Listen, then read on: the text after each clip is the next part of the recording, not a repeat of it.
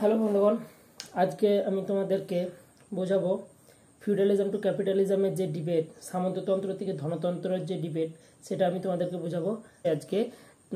Right a note, transitional debate feudalism to capitalism, সামন্ততন্ত্র থেকে কিভাবে ধনতন্ত্রের রূপান্তরিত হচ্ছে। তো চলো, আমি যে নোটটা থেকে তোমাদেরকে বোঝাবো, আমার নিজেরই নোট, এটা আমি তোমাদেরকে প্রোভাইড করে দেবো। কিভাবে আমি গুগল ড্রাইভসে পিডিএফ আপলোড করে দেবো, তোমরা সেখান থেকে নিয়ে নিও। তো চতুর্দশ শতকে সামন্ততান্ত্রিক অর্থনীতি সংকটের মধ্যে দিয়ে বাণিজ্যিক দিগন্তে যে সম্প্রসারণ শুরু হয়েছিল, তার ফলস্বরূপ সপ্তদশ শতকে ইউরোপের অর্থনীতি একটি নির্দিষ্ট রূপ ধারণ করছে। কি বলছে? ওই যে চতুর্দশ শতক থেকে সপ্তদশ শতকে সামন্ততন্ত্রের যে অর্থনীতি ছিল, সেটা বিভিন্ন রকম সমস্যা শুরু হচ্ছে। সেই সময় সমস্যাগুলি কিভাবে হচ্ছে, যেরকম কৃষি পণ্যের দাম কমে যাচ্ছে এবং সেখানে কর বাড়িয়ে দিচ্ছে, তারপরে দিয়ে বাণিজ্যিক বিপ্লব ঘটছে, এই সমস্ত কারণগুলি, ঔপনিবেশিক বাজার তৈরি হচ্ছে, এই সমস্ত কারণগুলির জন্য সামন্ততন্ত্রের যে অর্থনীতি ছিল সেটা বিভিন্ন রকম ঘাত প্রতিঘাতের মধ্যে দিয়ে একটা পুঁজিবাদের অর্থনীতির দিকে যাচ্ছে। কারণ এই সময়ে কৃষি বিপ্লব হচ্ছে এবং কৃষি অর্থনীতির বিকাশ ঘটাচ্ছে এবং প্রচুর পরিমাণে অর্থ যখন আসছে তখন সেই পুঁজিকে কাজে লাগিয়ে শিল্প বিপ্লবের দিকে এগোচ্ছে।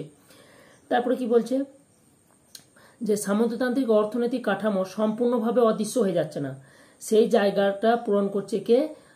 ধনতন্ত্র। মানে সামন্ততান্ত্রিক অর্থনীতি সেইটাই রিপ্লেস হয়ে যাচ্ছে, সেই জায়গাটাকে পরিপূর্ণ করছে কে? ওই সপ্তদশ শতকে এসে ধনতন্ত্রের রূপ নিচ্ছে। এই সমস্ত যে তর্ক বিতর্ক, একে ঘিরে ঐতিহাসিক মহলে 19 এবং 20 শতকে 40-এর দশকে অনেক রকম বিতর্ক দেখা যায়। এখন এই বক্তব্যের মধ্যে চারজন ব্যক্তি হচ্ছে মাস্ট, এদের কথা বলতেই হবে। সেটা হচ্ছে মরিস ডব, পল সুইজি, জাপানি অর্থনীতিবিদ গুহোচি তাকাহাসি এবং রন্ডি হিল্টন আর রবার্ট ব্রেনার।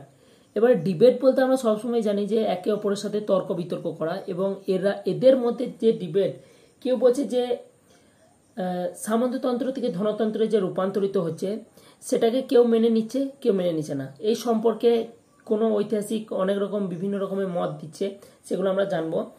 তো সামন্ততান্ত্রিক অর্থনীতি থেকে পুঁজি অর্থনীতি উত্তরণের ক্ষেত্রে বিভিন্ন ঐতিহাসিকদের মধ্যে যে বিতর্ক আছে তাকে ট্রানজিশনাল ডিবেট বলা হয়। এবার ট্রানজিশনাল ডিবেট কাকে বলে সেটা তোমরা জেনে নিলে।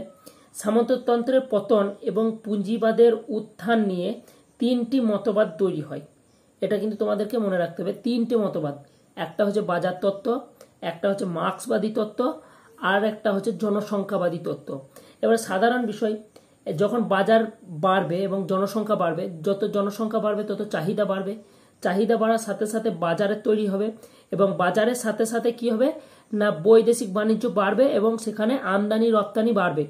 তাহলে এখানে পল সুইজির বক্তব্য হচ্ছে যে তিনি বাজার তত্ত্ব সেটার উপরে ফোকাস বেশি করছে। পল সুইজি এবং ওয়ালের হেস্টন প্রমুখ ব্যক্তি হলেন বাজার তত্ত্বের প্রবক্তা। এদের মতে পঞ্চদশ শতক থেকে ইউরোপে ব্যবসা বাণিজ্যের বিস্তার ঘটেছিল এবং এর ধরন ছিল আলাদা।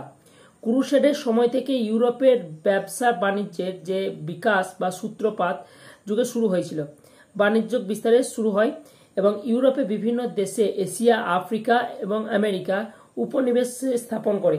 তারা এই যে বিভিন্ন উপনিবেশগুলোকে আবিষ্কার করছে, কারণ ইংল্যান্ডে সেই সময় কিন্তু প্রচুর নৌবহর ছিল এবং তারা সেই সময় কিন্তু বাণিজ্যিক বিপ্লব হয়ে যাচ্ছে। এবং বাণিজ্যিক বিপ্লব কেন হচ্ছে? কারণ তারা যে নৌবহর, তারা বঙ্গোপসাগরকে ব্যবহার করা শুরু করছে এবং তারা বিভিন্ন বাজারগুলোকে আবিষ্কার করছে এবং সেই বাজারগুলোতে কি করছে, তাদের একচ্ছত্র আধিপত্য বিস্তার করছে। এবং তারা, তোমরা ভালো করে জানো, ব্রিটিশ সরকার যখন আমাদের ভারতবর্ষে এসেছিল তখন তারা আমাদের মধ্যে একচেটিয়া বাণিজ্য করেছে, চীনে গিয়েও একচেটিয়া বাণিজ্য করেছে। ঠিক সেরকমভাবে আফ্রিকা, আমেরিকা, হল্যান্ড, বিভিন্ন জায়গাতে একচেটিয়া বাণিজ্য করেছে এবং একচেটিয়া বাণিজ্য করার জন্য প্রচুর পরিমাণে অর্থ, প্রচুর পরিমাণে রৌপ্য মুদ্রা, স্বর্ণ মুদ্রা তাদের দেশে নিয়ে আসে এবং সেই ইংল্যান্ডকে ফুলে ফেঁপে উঠতে সহযোগিতা করে। এখানে কিন্তু আমাদেরকে আরও একটা জিনিস বুঝতে হবে, সেটা হচ্ছে প্রোটো ইন্ডাস্ট্রিয়ালাইজেশন। ডি ইন্ডাস্ট্রিয়ালাইজেশন যেরকম, সেরকমই প্রোটো ইন্ডাস্ট্রিয়ালাইজেশন বুঝতে হবে। ইন্ডাস্ট্রিয়ালাইজেশন বুঝতে হবে, এগ্রিকালচার বুঝতে হবে, কমার্শিয়ালাইজেশন বুঝতে হবে এবং প্রাইস রেগুলেশন বুঝতে হবে। সমস্ত হুট করে ঘটে যায় না, সেটার জন্য একটা প্রক্রিয়া চলতে থাকে। বৈজ্ঞানিক বিপ্লব জানতে হবে। এই সমস্ত দিকগুলো কিন্তু আমরা ইউরোপে সেই সময় পাচ্ছি এবং বাণিজ্যিক বিপ্লবের ফলে কি হচ্ছে, বাজার তৈরি হচ্ছে এবং সেই বাজারের জন্যে বিভিন্ন জায়গা থেকে কি হচ্ছে, সেখানকার মশলা, কৃতদাস, কফি, চিনি ইত্যাদি জিনিসকে ভারতবর্ষে কি বলে ঔপনিবেশিক বা সাম্রাজ্যবাদী ইউরোপে নিয়ে আসে। এবং আর্থিক লেনদেন যেটা ছিল সেটা ছিল কি, পণ্য সরবরাহের মধ্যে দিয়ে। এবং আর্থিক লেনদেনটা বৃদ্ধি পাচ্ছে কি, মুদ্রা নির্ভরে। আমরা যখন বাজারে আমাদের পাড়া গ্রামে এখনো সেই জিনিসটা প্রচলিত আছে, জিনিস দিয়ে জিনিস লেনদেন করা। আমরা কোনো জিনিস যদি নিই তাহলে তাকে আবার সেই জিনিসটা ফেরত দিই। কিন্তু যখন বাজার তত্ত্ব নির্ভর মানে বাজার তত্ত্ব হচ্ছে, বাজারের গঠন হচ্ছে, তখন সেই জায়গাটাতে আর ওই লেনদেন প্রথাটা থাকছে না। সেই জায়গাটাতে মুদ্রা নির্ভর লেনদেন শুরু হচ্ছে। এবং কি, যখন বাজার বাড়ছে তখন মুদ্রা অর্জনও বাড়ছে এবং সেক্ষেত্রে কি হচ্ছে, একটা শহরে এলাকা তৈরি হচ্ছে। এবং এই শহরে এলাকার জন্য গ্রামীণ যে স্বয়ং সম্পূর্ণ নির্ভর নীতি সেটা ভেঙে পড়ছে। সামন্ত প্রভুর আন্ডারে যতজন কাজ করেছে, যে ফিউডালিজম স্ট্রাকচার যেটা দেখো, সেটা যদি তোমরা দেখো, আমাদের ঠিক ভূমি রাজস্ব ব্যবস্থা যদি যে রকম সিস্টেম ছিল, কর আদায় করা এবং ভূমি মালিকানার আন্ডারে থাকা এবং সে বেশি পরিমাণে কৃষকের কাছ থেকে কর আদায় করছে, ঠিক সেরকম ভাবে সেই স্বয়ং সম্পূর্ণ যে নির্ভর নীতি সেটা ভেঙে যাচ্ছে। এখানে আবার মরিস ডব একটা কথা বলছে, ফলসূচিত বাজার তত্ত্বকে নির্ভর করছে, সেটা আমি বললাম। এরপরে আসছে যে মরিস ডব, তিনি বলতে চাচ্ছে যে বাণিজ্য ও শহরের বিস্তারকে সমস্ত ব্যবস্থা পত্তনের কারণ হিসেবে চিহ্নিত করেনি। এই যে বাজার তত্ত্বকে, সে কিন্তু সেইটার সম্পর্কে নির্ভর করছে না, মানে সেটার উপর জোর দিচ্ছে না। তিনি বলতে চাইছে যে অভ্যন্তরীণ ভিতরে যে দ্বন্দ্ব ছিল, সামন্ততন্ত্রের ভিতরে যে দ্বন্দ্ব ছিল, সেটার কারণেই এই যে সামন্ততন্ত্র সেটা ভেঙে পড়ে। এবং অভ্যন্তরীণ দ্বন্দ্ব কিরকম ভাবে ছিল সেটা আমরা এবারে বুঝবো। মার্ক্সবাদী ঐতিহাসিকগণ অভ্যন্তরীণ বিরোধিতাকে সামন্ততন্ত্রের পতনের কারণ বলে চিহ্নিত করেছেন। তাদের মতে সামন্ততান্ত্রিক উপাদান ব্যবস্থায় দ্বন্দ্ব দেখা দেয়। কিরকম, যখন ভূমি রাজস্ব ব্যবস্থা ছিল আমাদের, ঠিক সেখানে কি হচ্ছে, সারপ্লাস প্রোডাকশন বা জমিদাররা তাদের আন্ডারে আরো একজনকে নিয়োগ করছে এবং সেখানে জমিদাররা শহরের এলাকাতে শিফট হয়ে যাচ্ছে। শহরের এলাকাতে যখন শিফট হয়ে যাচ্ছে, মধ্যস্থভোগী সত্তার উত্থান ঘটছে এবং তিনি কি করছে, কৃষকের কাছ থেকে বেশি পরিমাণে যে কর, সেটা কর আদায় করছে এবং সে নিজে ফুলে ফেপে মোটা হচ্ছে এবং সেখানে মেন যে মালিক, জমির যে মালিক, সে কিন্তু বঞ্চিত হয়ে যাচ্ছে। ঠিক সেই রকমই সামন্ততন্ত্রের যে ব্যবস্থা ছিল তার মধ্যেও কিন্তু প্রভু এবং কৃষকের মধ্যে দ্বন্দ্ব দেখা দেয়। মধ্যস্থভোগীর কারণে হোক বা কৃষি পণ্যের দ্রব্য সামগ্রিক নিয়ে হোক বা কর আদায় করা নিয়ে হোক, বেশিরভাগ ক্ষেত্রে কিন্তু কর আদায় করে দ্বন্দ্ব বাঁধে। কারণ কৃষকের যতটা ক্যাপাবিলিটি, তার থেকে বেশি পরিমাণ কর তাদের উপরে চাপিয়ে দেওয়া হয় বলে তারা সেই করের বোঝা বহন করতে পারে না এবং তারা এসে রিভোল্ট করে বা বিদ্রোহ করে বসে। তাহলে এখানে মার্ক্সবাদী ঐতিহাসিক যারা আছে তাদেরকে আমরা ভালো করে জানি মার্ক্সবাদী ঐতিহাসিক কারা কারা। তাহলে মার্ক্সবাদী ঐতিহাসিকরা সামন্ততন্ত্রের পতনের কারণকে চিহ্নিত করছেন এবং তাদের মতে সামন্ততান্ত্রিক উৎপাদন ব্যবস্থায় দ্বন্দ্ব দেখা দেয়। সামন্ত প্রভু উদ্বৃত্ত উৎপাদনের বেশিরভাগ অংশ দাবি করার ফলে সেই সংহার তৈরি হয়। এই যে একটু আগে বললাম যে বেশি পরিমাণ কর চাপিয়ে দেওয়ার ফলে একজন কৃষক 4 বস্তা যদি ধান উৎপাদন করে, তাহলে একজন মালিককে 1 বস্তা নিতে হবে, 2 বস্তা একজন কৃষকের থাকবে, কারণ ওই 1 বস্তাটা নিচ্ছে সেই জমির চাষ করতে দেওয়ার দরুন। তাহলে আমি যখন মালিক, তখন আমি যদি 3 বস্তা উৎপাদনের ক্ষেত্রে 2 বস্তা আমি নিয়ে নেওয়ার পরেও তারপরেও যদি ওই 1 বস্তাটা নিয়ে নিই, তাহলে কৃষকের কাছে কিছু থাকছে না। এই কারণে তাদের মধ্যে যে দ্বন্দ্ব তৈরি হচ্ছে, সেই দ্বন্দ্বকে নিয়ে কি বলছে, ষোড়শ শতকের মূল্য বৃদ্ধি ঘটলে সামন্ত প্রভু খাজনা আদায়ের পরিমাণ বাড়িয়ে দেয়। ষোড়শ শতকে দ্রব্যের মাল বেড়ে গেছে, দাম বেড়ে গেছে এবং সেক্ষেত্রে কি করছে, সামন্ত প্রভু যারা ছিল তারা কৃষকের কাছ থেকে সম্পূর্ণ ছিনিয়ে নিচ্ছে এবং সেই কৃষককে আবার মালিকানার কাছে ঋণ নিতে হচ্ছে। সেই ঋণ নিয়ে দ্রব্য কিনে আবার চাষ করে আবার সে ঋণে পড়ে গেছে। এই জন্যে নিজেদের মধ্যে দ্বন্দ্ব বাঁধে এবং ঘটলে সামন্ত প্রভু খাজনা আদায়ের পরিমাণ বাড়িয়ে দেয় এবং অন্যদিকে মজুরির পরিমাণ কমিয়ে দেয়। আমি যদি তোমার আন্ডারে কাজ করি, তোমরা যদি আমার ঠিকমতো বেতন না দাও, আজ 250 টাকা বেতন, 250 টাকা বেতন যদি ঠিকমতো না পাই, আমি যদি কমিয়ে দিই, তাহলে কিন্তু আমার সাথে ফেয়ার ডিসিশন নেওয়া হলো না। কমে দেয়। এর ফলে কি হলো, সমগ্র ইউরোপ জুড়ে কৃষক বিদ্রোহ দেখা দিয়েছে। রবার্ট ব্রেনার মতে শ্রেণীদ্বন্দ্ব হলো সামন্ততন্ত্রের পতনের প্রকৃত কারণ। এখানে আমরা ফিউডালিজমের স্ট্রাকচারটা যদি দেখি, ঠিক এইরকম ভাবে এখানে প্রভু থাকছে, তার আন্ডারে মধ্যস্বত্বভোগী থাকছে, তার আন্ডারে আরো একজন মধ্যস্বত্বভোগী থাকছে এবং একবারে নিচে কৃষক থাকছে। রবার্ট ব্রেনার এই শ্রেণীদ্বন্দ্বকেই বলছে এবং সামন্ততন্ত্রের পতনের প্রকৃত কারণ। ইউরোপে এক শ্রেণী কৃষকের উদ্ভব ঘটে যারা পুঁজি ও প্রযুক্তিকে কাজে লাগায়। এখানে কি হচ্ছে, পুঁজি ও প্রযুক্তি। আমরা কৃষি বিপ্লবের ক্ষেত্রে যদি দেখি যে তারা যে রাষ্ট্র ঐতিহাসিক তারা বিভিন্ন রকম বক্তব্য দিচ্ছে। তারা বলছে যে এগ্রিকালচারের ক্ষেত্রে কিছু নিয়ম শৃঙ্খলা তারা পালন করছে, কি বছরে 4 বছর একটা জমিতে চাষ করার পর সেই জমিকে ফেলে রেখে সেখানে ঘাস চাষ করছে। কিসের জন্য? সেই ঘাসগুলোকে চাষ করছে, তারা পশুপালন করছে, সেখান থেকে পশুপালনটাও হয়ে যাচ্ছে এবং সেখানে জমি আবার উর্বর হচ্ছে। 1 বছর ফেলে রাখার জন্য, পতিত রাখার জন্য সেই জমি উর্বর হচ্ছে এবং অনাবাদি যে জমিগুলো ছিল সেই অনাবাদি জমিগুলোকে চাষের আওতায় আনা হচ্ছে এবং সেখানে একসাথে দুদিক হচ্ছে, একদিকে ফসলও ফলন করা হচ্ছে, একদিকে ঘাস চাষ করে পশুকেও করা হচ্ছে এবং পশুর যে লোম, সেই লোমকে কাজে লাগিয়ে পশম উৎপন্ন হচ্ছে এবং যে খাবার, পর্যাপ্ত পরিমাণ খাদ্যশস্য, সেই খাদ্যশস্যেরও আয় বাড়ছে। এইগুলো বাজার তত্ত্ব বাড়াচ্ছে এবং বাজার তত্ত্বের ফলে কি হচ্ছে, পুঁজি আসছে প্রচুর।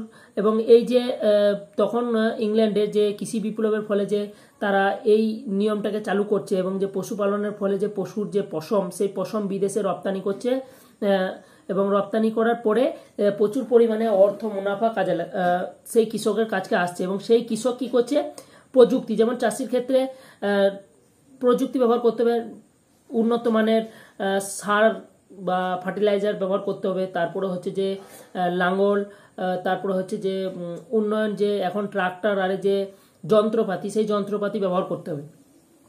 তাহলে তারা সেই অর্থটাকে একটা ভালো কাজে লাগাচ্ছে এবং উন্নত মানের প্রযুক্তির দিকে ইনভেস্ট করছে এবং সেখান থেকে আবার নতুন করে আবার বেশি পরিমাণে যে অর্থ উপার্জন হচ্ছে সেটাকে তারা কৃষি পুঁজি থেকে কি করছে, প্রযুক্তিকে কাজে লাগিয়ে পুঁজিবাদ কৃষির পতন করছিল এবং কৃষি পুঁজি শিল্প পুঁজিতে রূপান্তরিত হয়। আমরা জানি যে ষোড়শ শতকে ইউরোপে কুটির শিল্পের প্রকাশ দেখা যায়। প্রচুর গ্রামীণ ভিত্তিক কুটির শিল্প আসে এবং সরকার এইগুলোকে এইগুলোর ওপরে জোর দেয় এবং এখানকার যে ইংল্যান্ড ব্যাংক, সেই ব্যাংক এদেরকে লোন দেয় এবং এই লোন দেওয়ার পরে বা এদেরকে ওখান থেকে তুলে এনে সেই শিল্পকে বড় করতে সহযোগিতা করে এবং সেই শিল্প যখন বড় ধরনের একটা জায়গায় চলে যাচ্ছে তখন সেই তাদের কাছ থেকে সেই ঋণ আবার সরকার ঘুরে নিচ্ছে এবং সেই শিল্পগুলো বিদেশের সাথে যোগাযোগ করছে এবং সেখান থেকেই শুরু হচ্ছে প্রোটো ইন্ডাস্ট্রিয়ালাইজেশন থেকে ইন্ডাস্ট্রিয়ালাইজেশন, প্রথম পর্যায় থেকে দ্বিতীয় পর্যায়ে যাচ্ছে। এবং এছাড়া গ্রামীণ অর্থনীতির সঙ্গে শহরের যে শিল্প বাণিজ্য নির্ভর অর্থনীতির দ্বন্দ্ব লক্ষ্য করা যায়। কি করছে, গ্রামের অর্থনীতি কিছু লেনদেন প্রথা থেকে সেটা শহরে যখন শিল্প বাণিজ্য নির্ভর হচ্ছে তখন আর এটা থাকছে না। এখানে পেরি অ্যান্ডারসন বলছে মার্ক্সবাদীদের আলোকে এই তত্ত্ব ব্যাখ্যা করেনি। তিনি জানাচ্ছেন যে সামন্ততান্ত্রিক সমাজে অবশ্যই পরিবর্তন এসেছিল, শুধু শ্রেণীদ্বন্দ্ব দিয়ে উত্তরণ তত্ত্বকে ব্যাখ্যা করা যায় না, যে শুধু নিজেদের ভেতরকার দ্বন্দ্ব দিয়েই যে বাজার তত্ত্ব নির্ভর হয়ে যাচ্ছে তা নয়। তিনি এখানে এই যে বাণিজ্যিকরণ, সেই বাণিজ্যিকরণকে সমর্থন করছেন। তিনি মনে করেন যে বাণিজ্যের বিস্তার এবং শহরের বিকাশ সামন্ততন্ত্রের পতনের বিশিষ্ট ভূমিকা নিয়েছিল। সামন্ততন্ত্রের পতনে রাষ্ট্রের ভূমিকা নেয় এবং দীর্ঘ আলোচনা হয়েছে। ইউরোপে স্বৈরাচারী রাষ্ট্রের প্রতিষ্ঠিত হয়েছে। ইউরোপে স্বৈরাচারী রাষ্ট্র, কারণ যেখানে স্বাধীন, আমাদের ভারতবর্ষ স্বাধীন গণতন্ত্র দেশ, এখানে কিন্তু হঠাৎ করে কোনো ডিসিশন নেওয়া যায় না, কিন্তু সেই সময় তারা স্বাধীন ছিল না, সরকার যা ডিসিশন নেবে তাই করতে হবে, ঠিক আছে। এবারে স্বৈরাচারী রাষ্ট্র, প্রচলিত একটি ধারণা হলো যে স্বৈরাচারী রাষ্ট্র বণিক শ্রেণীর সহায়তা পেয়েছিল এবং সামন্ততন্ত্রের বিরোধী ছিল। এখানে বলতে চাইছে যে স্বৈরাচারী ওই যে প্রোটো ইন্ডাস্ট্রিয়ালাইজেশনের সময় সরকার লোন দিয়ে তাদেরকে শিল্পায়নের দিকে তাদের উৎসাহ বাড়াচ্ছে। এক্ষেত্রে কিন্তু উৎসাহ বাড়ানোর জন্য এদিকে কিন্তু যে সামন্ততন্ত্র বা সামন্ত প্রভু, লর্ড যারা ছিল, জমির মালিক যারা ছিল, জমিদার যারা ছিল, তাদের সাথে পক্ষপাতিত্ব করছে, এটা পেরি অ্যান্ডারসনের মনে হয়েছে। সামন্ততন্ত্র বিরোধী ছিল। পেরি অ্যান্ডারসন এই ধারণা বিরোধিতা করেছেন এবং এটা যারা মনে করছে তাদেরকে বিরোধিতা করছেন পেরি অ্যান্ডারসন। নতুন স্বৈরাচারী রাষ্ট্র সামন্ত শ্রেণীর ওপর নির্ভর করেছিল, সামন্ততন্ত্র বিরোধী ছিল না। সামন্ত শ্রেণীর সম্পত্তির অধিকার বজায় রেখেছিল এবং স্বৈরাচারী রাষ্ট্র বা প্রজাতন্ত্রকে বাণিজ্যের বিকাশে সহায়তা দিয়েছিল, কারণ রাষ্ট্রের অর্থের প্রয়োজন ছিল। রাষ্ট্রের মার্কেন্টাইল অর্থনীতি অনুসরণ করে শিল্প বাণিজ্যের বিকাশ সম্ভব করে তুলেছিল। আমরা জানি যে সপ্তম শতকে যখন মন্দা আসে, সেই মন্দার সময় প্রচুর পরিমাণের অর্থের প্রয়োজন ছিল। তার আগে আমাদের বণিক সম্প্রদায় বিভিন্ন যে সাম্রাজ্যবাদী ঔপনিবেশিক আবিষ্কার করে ফেলেছে, সেখান থেকে বিভিন্ন রকমের সোনা রূপো আমাদের এই ইংল্যান্ডে এনে জড়ো করে। সামন্ত প্রভুদের একটাই উদ্দেশ্য ছিল যে যতটুকু প্রয়োজন ততটুকু উৎপন্ন করবে এবং ততটুকুই খাবে, উদ্বৃত্ত পরিমাণ উৎপন্ন করবে না এবং উদ্বৃত্ত যে মুদ্রা সেই মুদ্রা অর্জন করবে না। এই জন্য সামন্ততন্ত্র ভেঙে গেছিল অনেকটাই। এবং উত্তরণ তত্ত্ব আরেকটি দিক হলো জনসংখ্যাবাদী তত্ত্ব। আমরা প্রথমেই বলেছি যে যেখানে জনসংখ্যা বাড়বে সেখানে চাহিদাও বাড়বে, এবং যেখানে চাহিদা বাড়বে সেখানে বাজারও বাড়বে, এবং বাজার বাড়ার সাথে সাথে বৈদেশিক বাণিজ্যও বাড়বে এবং ঔপনিবেশিকও বাড়বে। তো এখানে ইমানুয়েল লাদুরি ও মাইকেল পোস্তান এই তত্ত্বটি তুলে ধরেছেন। চতুর্দশ শতকে প্লেগ ইউরোপীয় 80 মিলিয়ন মধ্যে 25 মিলিয়ন লোক মারা যায়। কোন সময়টাতে মারা যাচ্ছে? চতুর্দশ শতকে। ওই সময়টাতে কিন্তু একটা মন্দা আসছে যায় এবং মানুষ ও জমির অনুপাতে ভয়ঙ্কর উত্থান পতন হয়। প্রচুর পরিমাণে যখন মানুষ মারা যাচ্ছে তখন যে জমি, সেই জমিতে যে কৃষকদের অংশগ্রহণ বা কৃষকের সংখ্যা, সেই সংখ্যাও কমে গেছে। যখন আবার হুট করে জনসংখ্যা বাড়ছে তখন যে জমির চাহিদা সেটাও বাড়ছে। জমির চাহিদা বাড়ার সাথে সাথে কৃষকের সংখ্যা বাড়ছে। কৃষকের সংখ্যা বাড়ার সাথে সাথে যে উদ্বৃত্ত বা প্রোডাকশন, সারপ্লাস প্রোডাকশন, সেটাও বাড়ছে। ঠিক আছে, এরপরে পতন দেখা দেয় এবং জলবায়ু পরিবর্তন, মহামারী ও সামাজিক দৃষ্টিভঙ্গি জনসংখ্যার তারতম্য ঘটাতে পারে। জনসংখ্যা বাড়লে খাদ্য ও জমির চাহিদা বাড়ে এবং সামাজিক পরিবর্তন ঘটে। পঞ্চদশ ও ষোড়শ শতকের ইউরোপে জনসংখ্যা বেড়েছিল। সামন্ত ব্যবস্থার উৎপাদন ছিল সীমিত এবং ক্রমবর্ধমান জনগণের চাহিদা মেটানোর জন্য সামন্ত উৎপাদন ব্যবস্থা যথেষ্ট ছিল না। এবং এই যে বললাম, সামন্ত প্রভুদের একটাই ধারণা ছিল যে যতটুকু প্রয়োজন ততটুকু উৎপাদন করবে, তার বেশি উৎপাদন করবে না। এবং যখন বেশি পরিমাণে জনসংখ্যা বাড়ছে, তাদের চাহিদা বাড়ছে, তখন কম কৃষকে এবং যে সামন্ত প্রভু ছিল তাদের পক্ষে সেই প্রয়োজনগুলো মেটানো যথেষ্ট হচ্ছে না, মিটিয়ে উঠতে পারছে না। সেই জন্য কি করে বেশিরভাগ মানুষ বাণিজ্যিকরণের দিকে যায়, ব্যবসা বাণিজ্যের দিকে যায় এবং কুটির শিল্পের উত্থান ঘটছে।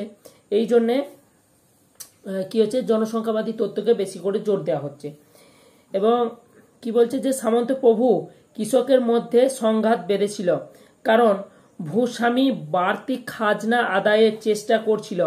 বাণিজ্যের বিস্তার, সামন্ত বস্ত্র বা সামন্ত ব্যবস্থার অভ্যন্তরীণ দ্বন্দ্ব, জনসংখ্যা বৃদ্ধি, শ্রেণীদ্বন্দ্ব, রাষ্ট্রের সহায়ক ভূমিকা সামন্ততন্ত্রের পতন ও পুঁজিবাদের উত্থানের পটভূমি তৈরি করেছিল।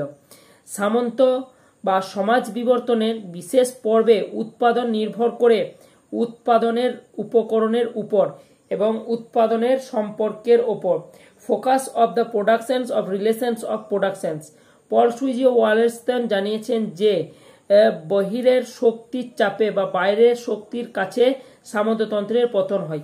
এখানে একটা কি বলেছে, ফোকাস অফ প্রোডাকশনস, মানে ফোকাস অন প্রোডাকশন। আমরা সবাই জানি যে সবারই লক্ষ্য ছিল উৎপাদনের দিকে, এবং কি বলছে, রিলেশনস অফ প্রোডাকশনস, কিন্তু সেই উৎপাদনের সম্পর্কের সঙ্গে তাদেরকে যুক্ত থাকতে হবে, কিন্তু সেই যুক্ত ছিল না। এবং এখানে পল সুইজি বলছে যে সামন্ততন্ত্রের পতন হয় বাইরের চাপে। বাইরে যখন বাণিজ্যিকীকরণ হচ্ছে এবং কমার্শিয়ালাইজেশন হচ্ছে এবং এগ্রিকালচার রেভুলেশনস হচ্ছে, এদিকে প্রাইস রেভুলেশনস হচ্ছে, বিভিন্ন ধরনের রিভোল্ট যেগুলো হচ্ছে, বাণিজ্যিক বিপ্লব, এই সমস্ত কারণে সামন্ততন্ত্র ঘাবড়ে যাচ্ছে এবং ভেঙে যাচ্ছে। এবং এই সময় কিন্তু চতুর্দশ লুইয়েরও পতন ঘটছে। এখানে ষোড়শ সপ্তদশ শতকে বৈদেশিক বাণিজ্য ও উপনিবেশ বাণিজ্য ইংল্যান্ড ও হল্যান্ড সামাজিক পরিবর্তন ঘটিয়ে উদ্যোগী শ্রেণীর উত্থানের পথ প্রশস্ত করেছিল।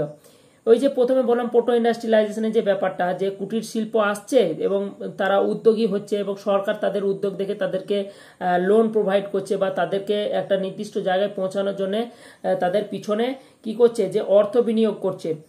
এবং এই যে বণিক শ্রেণীর উৎপন্ন হচ্ছে, নব্য বণিক যারা বিভিন্ন রকমের যে নৌবহর, সেই নৌ পরিচালনার বিভিন্ন উপনিবেশ আবিষ্কার করছে। তবে বাণিজ্য ও স্নেহের আর্থসামাজিক নিম্নের আর্থসামাজিক পরিবর্তন ঘটেনি। পূর্ব ইউরোপে সামন্ততন্ত্রের বন্ধন দৃঢ় করেছিল। ডব, কমিউনিক্স ও হিলটন মনে করেন যে সামন্ততন্ত্রের অভ্যন্তরীণ কাঠামোগত দুর্বলতা সামন্ত উৎপাদন ব্যবস্থার পতন ঘটিয়েছিল। কি বলছে, অভ্যন্তরীণ কাঠামোগত দুর্বলতা, মানে সামন্ততন্ত্রের যে স্ট্রাকচার ছিল তার নিজেদের মধ্যেই যে মধ্যস্বত্বাভোগী তার সাথে যখন মেন প্রভুর দ্বন্দ্ব বাজছে, মেন প্রভুর সাথে কৃষকের দ্বন্দ্ব বাজছে, কৃষককে সরিয়ে দিচ্ছে। আমরা যদি আমাদের ভূমি রাজস্ব ব্যবস্থা যদি দেখি, সেখানে ভূমি রাজস্ব ব্যবস্থায় ইজরাদারি ব্যবস্থা, জোতদারি ব্যবস্থা, মধ্যস্বত্বাভোগী, এই সমস্ত জিনিসের ফলে চিরস্থায়ী বন্দোবস্ত ছিল এবং লাভজনক হয়নি বলে সেখান থেকে চিরস্থায়ী বন্দোবস্ত হাটিয়ে দিয়ে কি করছে, রায়তওয়ারি বন্দোবস্ত করছে, যেখানে সরকার সরাসরি রায়তের সাথে যোগাযোগ করছে। কিন্তু সেখানেও আমরা সমস্যা দেখতে পাই, রায়তওয়ারি বন্দোবস্তের সমস্যা হয় যে পরিমাণ জমি সার্ভে করে দেখা যাচ্ছে যে সেই জমিতে সেই উদ্বৃত্ত উৎপাদন হচ্ছে না এবং সেই যে পরিমাণ কর ধার্য করা হয়েছিল সেই কর সুদ দিতে পারছে না বলে রায়তওয়ারি সমস্যাও সমাধান হয়নি। ঠিক আছে, এই জিনিসটা এরকম বুঝতে হবে। চতুর্দশ ও পঞ্চদশ শতকে এই সংকট প্রকটভাবে দেখা দিয়েছিল এবং অর্থনীতিতে গতিহীনতা এসেছিল।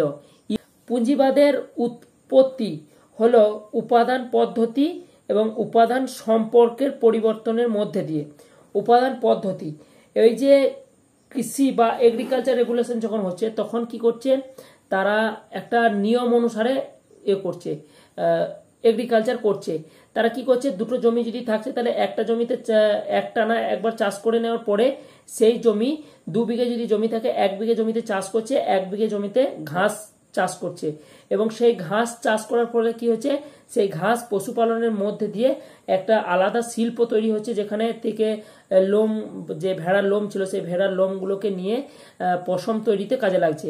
এবার আবার পরের বছর কি করছে, ওই যে জমিতে দুটোতে চাষ করেছিল, আগের জমি ধান চাষের জমিটাতে আবার ঘাস চাষ করছে এবং ঘাস চাষের জমিটাতে ধান চাষ করছে। এর ফলে কি হচ্ছে, যে জমি পতিত রয়েছে এবং সেখানে যে পশুচারণ করার ফলে যে মাটি শোধন হচ্ছে এবং পশুচারণের যে মলমূত্রগুলো দিয়ে সারগুলো ফার্টিলাইজার হিসেবে কাজ করছে, বা জমি পতিত রাখলে সেখানে ঘাসের যে উর্বরতা সেটা বাড়ে।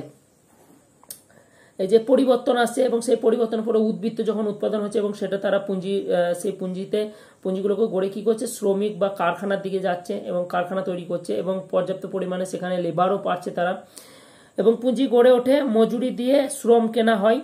এবং যখন পুঁজি আসছে তখন একজন কৃষককে কিন্তু সরাসরি ডাইরেক্ট নিজেকে পরিশ্রম করতে হচ্ছে না, সেই পুঁজিকে কাজে লাগিয়ে একজন শ্রমিক দিয়ে সেখানে কাজ করাচ্ছে এবং একজন শ্রমিক যখন কাজ করছে সেখানে একজন মালিক একজনকে কাজ দিতে পারলো এবং পুঁজিও দিতে পারলো, সেখানে কাজের চাহিদাও বাড়ছে।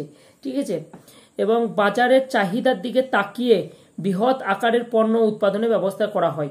বাজারে যখন দেখছে যে খাদ্যশস্যের জিনিসটার দাম বেশি, তখন সবাই সেই জিনিসটাকে উৎপাদন করতে লাগছে এবং ওভারফ্লো হচ্ছে এবং বেশি পরিমাণে উৎপাদনের ফলে যে দেশের মধ্যে যে খাদ্যাভাব অনটন সেই জিনিসটা আর থাকছে না এবং সেই জিনিসটা দেশ ছাড়িয়ে বিদেশের মধ্যে গিয়েও পৌঁছাইছে রপ্তানির মধ্য দিয়ে। পণ্য উৎপাদনের ব্যবস্থা হয় এবং মধ্যযুগের বাগরিরা এই ধরনের উৎপাদনের সূচনা করেছিল। চতুর্দশ ও পঞ্চদশ শতকে এরা কৃষিতে পুঁজিবাদের পতন করেছিল এবং বাণিজ্য মূলধনের সঙ্গে যুক্ত হয়ে এই কৃষি মূলধন পুঁজিবাদের গঠন করেছিল। ব্রেনার শ্রেণীদ্বন্দ্বের ওপর জোর দিয়েছেন। শ্রেণীদ্বন্দ্ব থেকে উৎপাদন ব্যবস্থা ও উৎপাদন সম্পর্কের পরিবর্তন ঘটেছিল। পুঁজিবাদের প্রতিষ্ঠা হয়। ডব ও পেরি অ্যান্ডারসন্স আরও একটি গুরুত্বপূর্ণ তত্ত্বের অবতারণা করেছেন, তা হলো সামন্ততন্ত্রের পতন এবং পুঁজিবাদের উত্থান হলো দুটি পৃথক ঘটনা। শহরের উদ্ভব এবং বাণিজ্যের বিকাশ, শিল্প উৎপাদন এবং বাণিজ্য পুঁজির গঠন পুঁজিবাদের বিকাশের সহায়ক হয়েছিল এবং পুঁজিবাদের উত্থানের জন্য সামন্ততন্ত্রের পতন ঘটেনি। অভ্যন্তরীণ ও বাইরের চাপে সামন্ততন্ত্রের পতন ঘটেছিল। এটাই হচ্ছে মেন ফান্ডা। এই যে সামন্ততন্ত্র থেকে যে পুঁজিবাদে আসছে, এর পিছনে আমরা যদি দেখি এই যে মধ্যবিত্ত যে গ্যাপটা, এই গ্যাপটার মধ্যে আমরা বিভিন্ন ধরনের শিল্প বা আন্দোলনগুলো দেখতে পাবো। এগ্রিকালচার, কমার্শিয়াল এবং প্রাইস রেগুলেশনস, আর যে বাণিজ্যিকীকরণ, আরেকটা হচ্ছে তোমার বাজার তত্ত্ব, এই সমস্ত জিনিসগুলোকে লক্ষ্য করতে হবে। যখন এগ্রিকালচার প্রথম ধাপে যদি দেখি আমরা এগ্রিকালচার যখন উদ্বৃত্ত পরিমাণে প্রোডাকশন করছে এবং সেটার বাজারের চাহিদা বাড়াচ্ছে এবং বাজারের চাহিদা বাড়ানোর জন্য উপনিবেশিক বাজারগুলোকেও গঠন করছে এবং সেখান থেকে পর্যাপ্ত পরিমাণ মূলধন আসছে এবং সেই মূলধনকে তারা বিভিন্ন রকমের ফান্ডে ব্যবহার করছে। যদি আমার কাছে 5 টাকা আসে, আমি 5 টাকা যদি 1 টাকা নিজে লাভ রাখি আর 4 টাকা যদি আমি ওই কি বলে জমির মধ্যে খরচা করি, তাহলে সেই জমিগুলোর ক্ষেত্রে কি হবে, সেখানকার উৎপাদন ক্ষমতা বাড়বে এবং বিভিন্ন ধরনের যন্ত্রপাতি আবিষ্কার হয়েছে সেই সময়ে। এবং এই জিনিসগুলোর মধ্যে দিয়ে, এই ঘাত প্রতিঘাতের মধ্যে দিয়ে এই ট্রানজিশনাল ডিবেট সামন্ততন্ত্র থেকে ধনতন্ত্রের উত্থান করছে। এবং ধনতন্ত্র তখনই হচ্ছে যখন মানুষের হাতে পর্যাপ্ত পরিমাণ পুঁজি আসছে এবং সেই পুঁজিকে বিভিন্ন জায়গায় কাজে লাগাতে পারছে এবং একজন চাষি 5 জন শ্রমিককে কাজ দিতে পারছে। তখন আর কেউ বেকার থাকছে না, প্রত্যেকটি মানুষের কাছে প্রচুর পরিমাণে অর্থ আসছে। আর যদি এই ট্রানজিশনাল ডিবেট সম্পর্কে জানতে হয় সম্পূর্ণভাবে, তাহলে আমাদেরকে জাস্ট 3টে জিনিস মাথায় রাখতে হবে এবং 4 জন ঐতিহাসিকের নাম মাথায় রাখতে হবে। এই 3টে জিনিস হচ্ছে, একটা হচ্ছে মার্ক্সবাদী তত্ত্ব, একটা হচ্ছে জনসংখ্যাবাদী তত্ত্ব, আর একটা হচ্ছে বাজার তত্ত্ব। আমরা যে দুটোর মধ্যে মেন ফোকাস করব সেটা হচ্ছে যে জনসংখ্যাবাদী তত্ত্ব আর বাজার তত্ত্ব।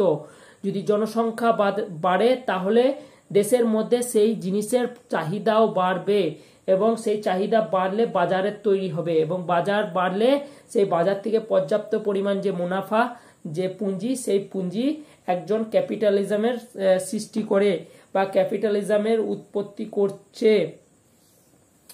এটাই হচ্ছে মেন ফান্ডা।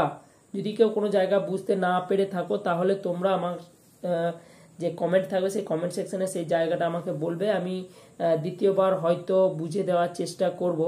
আর আরেকটা জিনিস, এটা আমার ফার্স্ট টাইম, প্রথম ক্লাস, তো ভুল ত্রুটি তো থাকতেই পারে, প্রথমবারেই একদম ফার্স্ট ক্লাস বলে দিতে পারবো না। তো যাই হোক, আশা করব তোমরা ভালো ফিডব্যাক দেবে। তো দেখা হচ্ছে পরের কোনো টপিক নিয়ে।